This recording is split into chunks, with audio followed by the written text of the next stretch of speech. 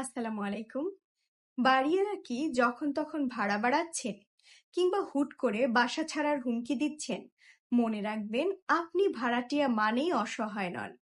আইনের সঠিক ব্যবহার জানলে কোনো বাড়িওয়ালা আপনাকে বিনা কারণে উচ্ছেদ করতে পারবে না। তাই জেনে নিন, ভাড়াটিয়া হিসেবে আপনার শক্তিশালী কিছু আইনি অধিকার। বাড়ি ভাড়া নিয়ন্ত্রণ আইন 1991 এর 18 ধারা অনুযায়ী আপনি যদি নিয়মিত ভাড়া পরিশোধ করেন এবং চুক্তির শর্ত মেনে চলেন, তবে বাড়িওয়ালা চাইলেই আপনাকে উচ্ছেদ করতে পারবেন না। এমনকি চুক্তির মেয়াদ শেষ হলেও আপনি যদি ভাড়া দিতে ইচ্ছুক থাকেন, তবে আপনাকে উচ্ছেদ করতে হলে বাড়িওয়ালাকে অবশ্যই আদালতের মাধ্যমে সন্তোষজনক কারণ দেখাতে হবে এবং নির্দিষ্ট সময় আগে আইনি নোটিশ দিতে হবে। 2, আইনের 13 ধারা অনুযায়ী ভাড়া পরিশোধ করার পর বাড়িওয়ালা আপনাকে ভাড়ার রসিদ বা মানি রিসিট দিতে বাধ্য। রসিদ না দেওয়া আইনি অপরাধ ধারা 27 অনুযায়ী। এছাড়া 10 ধারা অনুযায়ী বাড়িওয়ালা অগ্রিম হিসেবে 1 মাসের বেশি ভাড়া দাবি করতে পারেন না। যদি এর চেয়ে বেশি অর্থ দাবি করেন, তবে সেটি আইনের লঙ্ঘন।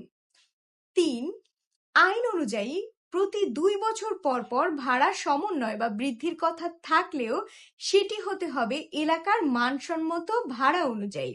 বাড়িওয়ালা যখন তখন নিজের ইচ্ছা মতো ভাড়া বাড়াতে পারবেন না।